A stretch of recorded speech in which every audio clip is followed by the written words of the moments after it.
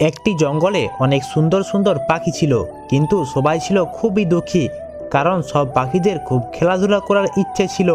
তখন টুনি পাখির কাছে একটি কাক যায়, আর কাক টুনি পাখিকে বলে, টুনি পাখি, ও টুনি পাখি, চলো আমরা কোনো একটা খেলা করি।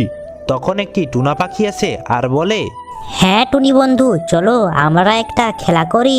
তখন টুনি পাখি বলে, কিন্তু আমরা কি খেলবো? আমরা সবাই লুকোছুপির খেলা খেলবো।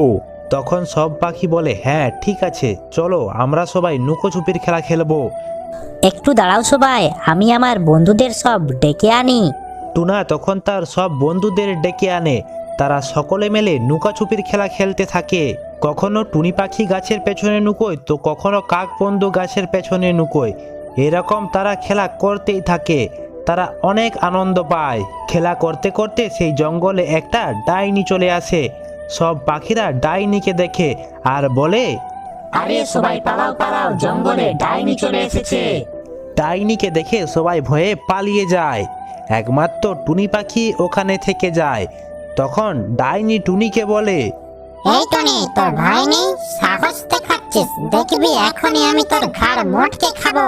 তখন টুনি পাখিও ওখান থেকে মন খারাপ করে বেরিয়ে যায়।